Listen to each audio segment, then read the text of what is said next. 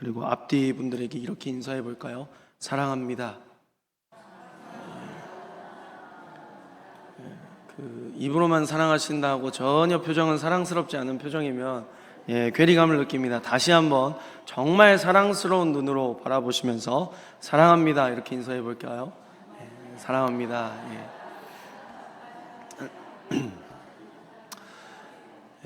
오늘 말씀의 제목은 사랑이란이라는 제목으로 여러분들과 함께 말씀의 은혜를 나누고 싶습니다.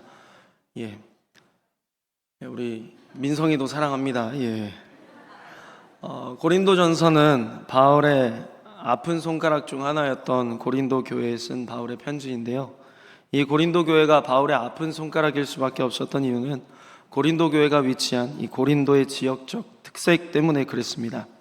고린도는 바울 당시 가장 문화가 번성했던 도시 중 한 곳이었습니다.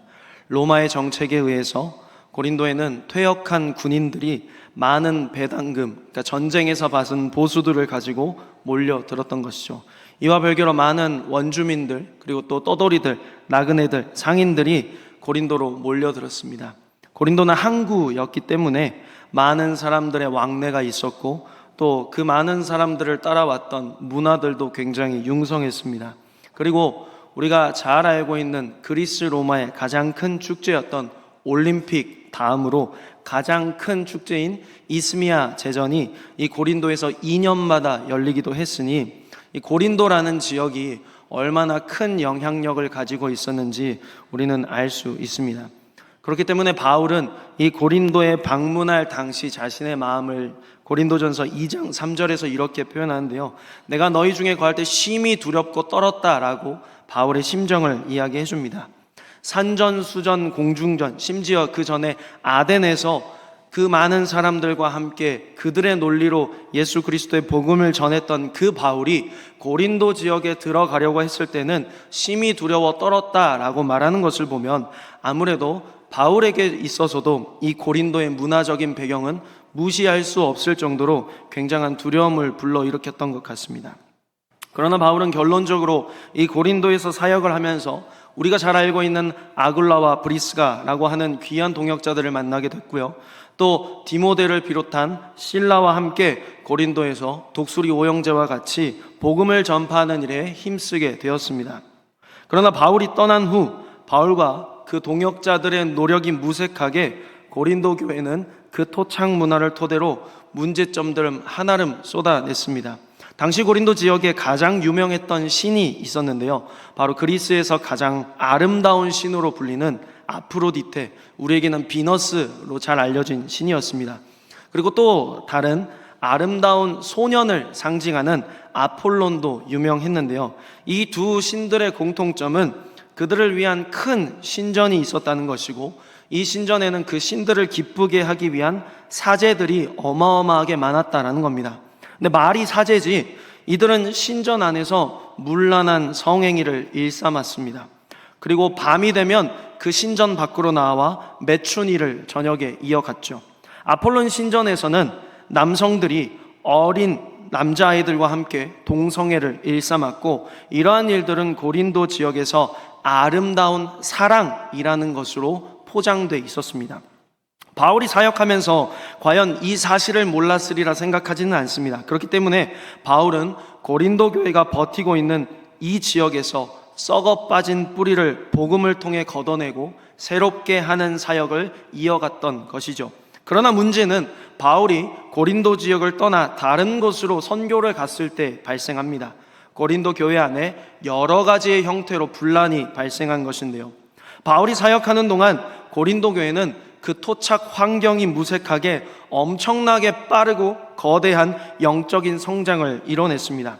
고린도전서 11장에서 12장에 보면 고린도 교회의 대강의 모습이 드러나는데요. 고린도 교회는 당시 남성 우월주의였던 사회에서도 불구하고 당차게 자신의 할 말을 하는 여성들이 많았다라는 것이죠. 이들은 아마 부유한 여인들로 생각이 되고 또 그들의 심기에 거슬리면 즉발적으로 교회의 안과 밖을 가리지 않고 목소리를 내었던 것으로 추측이 됩니다. 그리고 당시에 주님의 몸과 피를 기념하기에 인신제사라고 로마의 손가락질을 받았던 성찬도 이 고린도 교회가 떳떳하게 제정해서 진행하고 있었던 것을 볼 수 있죠. 무엇보다 12장에서는 어마어마하게 많은 은사들이 등장하는데 그 각각의 은사들이 마치 보통의 평범한 것인 것처럼 고린도 교회 안에는 이러한 은사들을 가진 사람들이 수두룩했다라는 것이죠. 그러니 고린도 교회는 진짜 바울과 그 동역자들의 눈물의 기도가 무색하지 않게 척박했던 그 땅에서 엄청나게 많은 열매를 맺은 그러한 아름다운 교회처럼 보였을 겁니다. 그런데 바울 사역 당시에 그러한 폭발적인 성장으로 바울의 위안이 되었던 그 모습이 이제 고린도 교회 스스로를 고립되고 썩게 만드는 큰 문제점이 되었다라는 것이죠.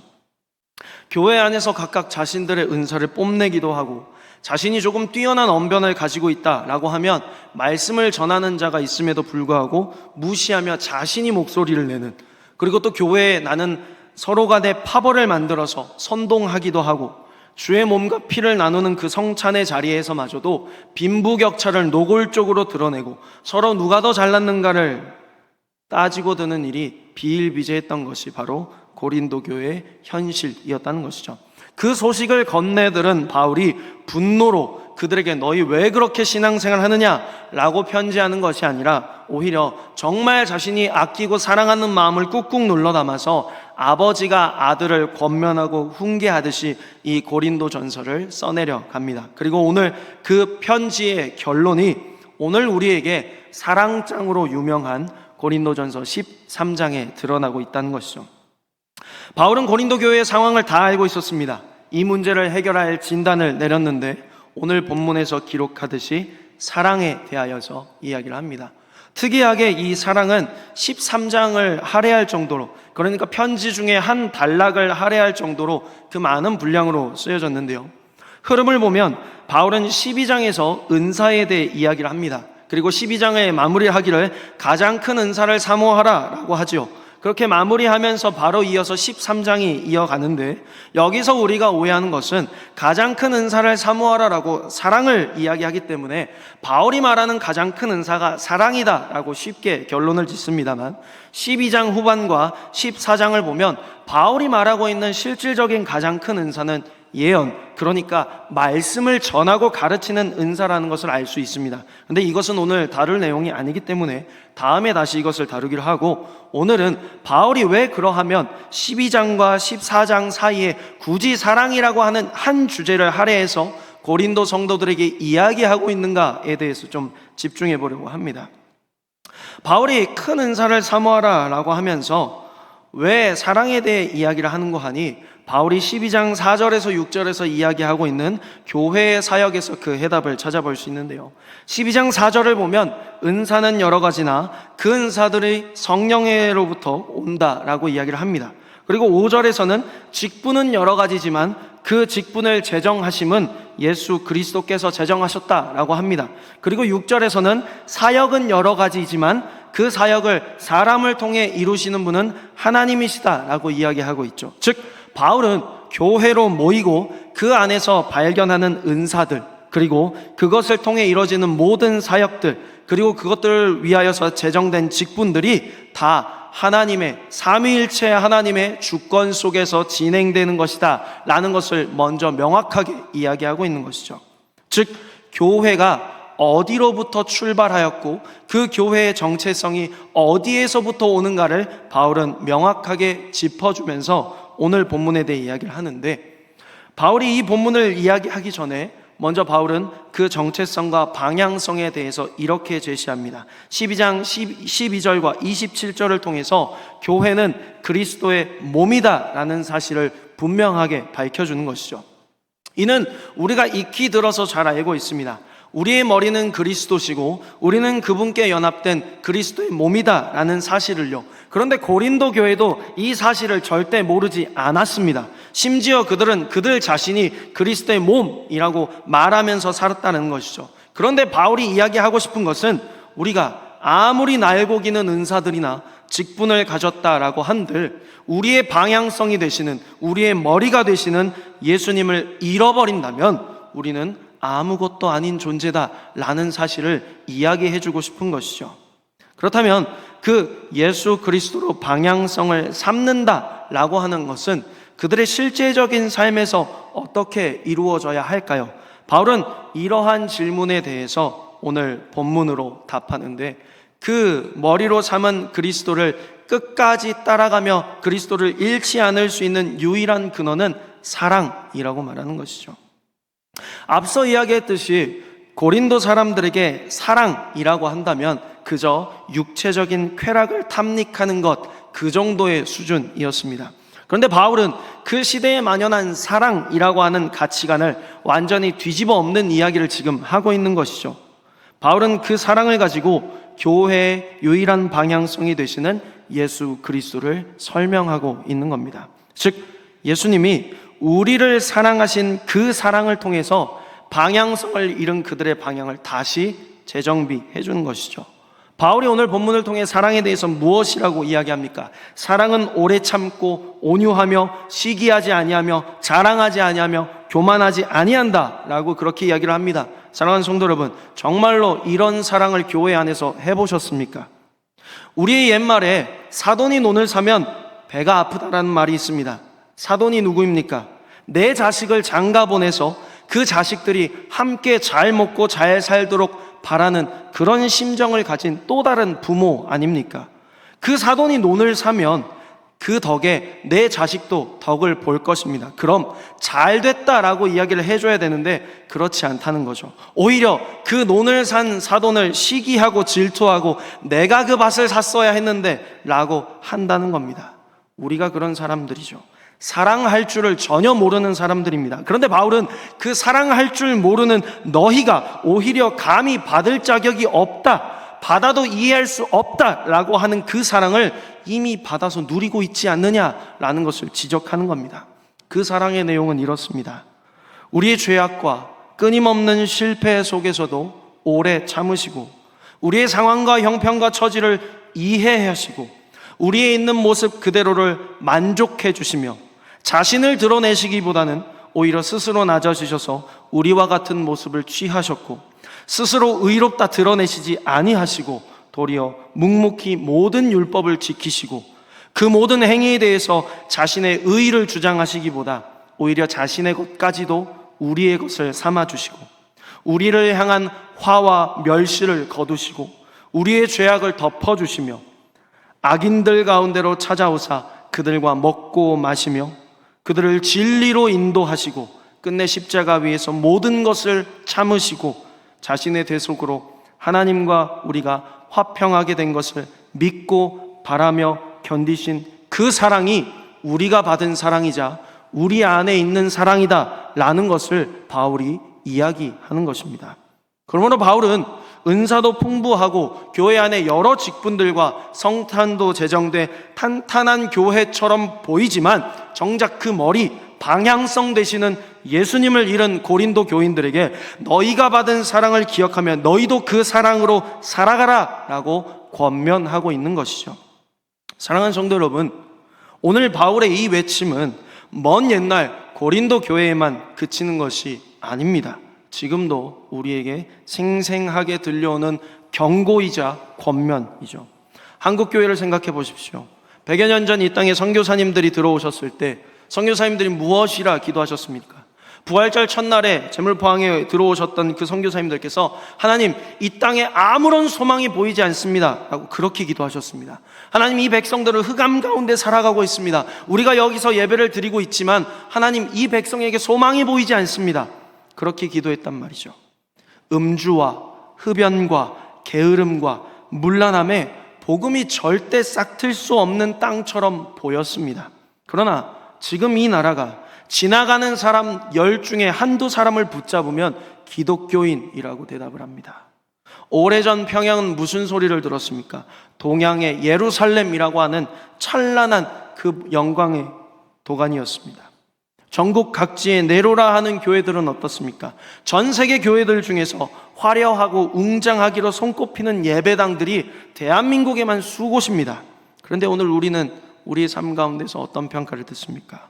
오히려 이런 발전된 교회 안에 사랑이 사라졌다라는 평가를 듣습니다.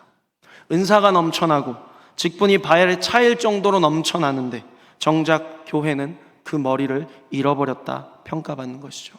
다른 말로 하면 예수님의 몸된 교회 안에 머리이신 예수님이 사라지셨다라는 평가를 듣는 겁니다. 사랑하는 성도 여러분, 그러면 우리는 어떻게 되는 것일까요? 머리를 잃은 몸은 결국 무너져 내리고 분열되며 썩기 마련입니다. 그러나 오늘 바울을 통해 하나님께서는 계속해서 우리에게 무엇이라고 말씀하십니까? 우리의 열정이 아니라, 우리의 열심이 아니라 우리가 받은 사랑을 먼저 기억하라는 겁니다. 그리고 그 사랑으로 나아가라는 것이죠. 우리가 이전에 하나님께 갚을 수 없는 빚을 졌지만 하나님께서 지극히 사랑하심으로 그 빚을 다 탕감해 주셨답니다. 우리는 이제 빚진 것은 하나도 없지만 그 탕감받은 마음의 빚진 자처럼 하나님의 사랑을 기억하며 살라는 것이죠. 우리가 받은 그 사랑의 정점이 무엇입니까? 예수님의 십자가 아닙니까? 예수님께서는 자격 없는 우리를 살리시기 위해서 친히 우리와 같은 종의 형상으로 하늘 보좌의 영광을 버리고 이 땅 가운데 오셨습니다. 예수님께서 오셔서 하신 일을 생각해 보십시오. 천국 복음을 선포하시고 그 천국에 들어가기에 합당한 자들을 불러 모으셨는데 그 불러 모은 자들이 누구였습니까? 저와 여러분 같은 고아, 나그네, 배신자, 음란한 자, 말 못할 죄 지은 죄인들과 같이 부족하고 도무지 천국에 들어가면 안 될 것 같이 여겨지는 그 사람들을 예수님은 부르셨습니다. 그러나 예수님은 친히 그들과 함께 먹고 마시면서 천국의 복음을 선포하셨습니다. 그리고 그 선포된 복음 앞에 예수님을 영접했던 자들은 이 세상에 자신의 상황과 형편과 처지에 상관없이 그들의 삶 가운데 진정한 주인 되시는 예수님만 전하며 살아갔습니다. 오늘 우리는 얼마나 복된 환경 속에 살아가고 있습니까? 마음껏 예배드릴 수 있고 마음껏 찬양할 수 있고 마음껏 기도할 수 있으며 마음껏 전도할 수 있는 시대 속에 살아가고 있습니다. 교회 안에 많은 은사들을 가진 성도들이 넘쳐나는 것이죠. 직분을 통해 세워진 일꾼들도 넘쳐납니다. 그렇다면 우리는 이제 무엇을 해야 합니까? 그 아름답고 복된 상황과 형편 속에서 우리의 유일한 머리 되시는 예수 그리스도만을 따라가야 합니다. 예수님의 십자가만을 붙들고 그 십자가만 전하며 살아가야 됩니다. 이를 위해서 성령이 통해서 우리에게 은사가 주어졌고 이를 위해 예수님께서는 우리에게 직분을 맡겨주셨습니다. 사랑하는 성도 여러분, 그러나 이 세상의 현실은 결코 녹록지 않습니다. 우리도 잘 알고 있습니다. 세상의 파도가 이 문 밖을 나선 우리의 현실을 얼마든지 집어삼킬 준비가 되어 있다는 것을 우리는 잘 압니다. 당장 먹고 사는 문제들을 통해서 언제든 예수님을 포기하고 세상의 꽁무니를 뒤따르도록 종용할 것을 알고 있습니다. 아무리 우리가 각고의 노력을 한다고 해도, 수없이 다짐을 하며 기도를 울부짖는다라고 해도 이 문 밖을 나서면 세상의 파도를 결코 우리가 이겨낼 힘도 없다는 것을 우리는 잘 알고 있습니다. 그때에 우리가 해야 할 것은 무엇입니까? 우리를 참 사랑으로 먼저 그 사랑을 베풀어 주신 예수님의 십자가 앞에 나가는 겁니다. 그리고 그 십자가 앞에 꿇어 엎드려 부르짖는 겁니다. 우리의 연약함을 고하고 우리의 부족함을 아뢰을 때 예수님의 십자가 사랑이 다시 우리를 회복시키시고 채우시며 일으키실 것이기 때문입니다. 우리를 능히 세상 안에서 그리스도의 향기를 전하는 편지로 담대히 살아내게 하실 것입니다. 이제 말씀을 맺습니다. 사랑하는 성도 여러분, 교회 안에 제일된 것이 있다면 그것은 바로 사랑입니다. 그 사랑은 우리가 아는 사랑이 아닙니다. 우리가 먼저 받은 예수님의 십자가 사랑입니다. 그리고 그 사랑은 이미 우리 안에 넉넉히 부어졌습니다.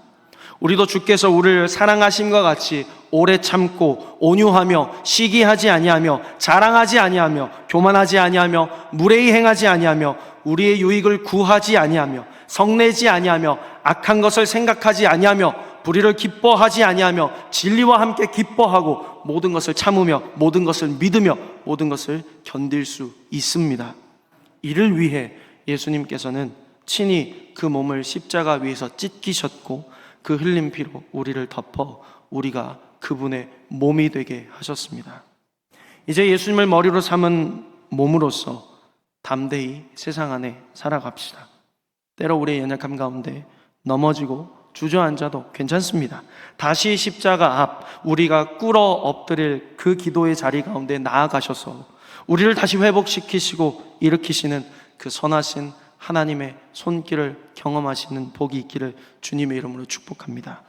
그 사랑이 우리를 온전케 하실 겁니다. 무엇보다 먼저 우리의 머리 대신 예수님의 십자가로 연결되시기를 축복합니다.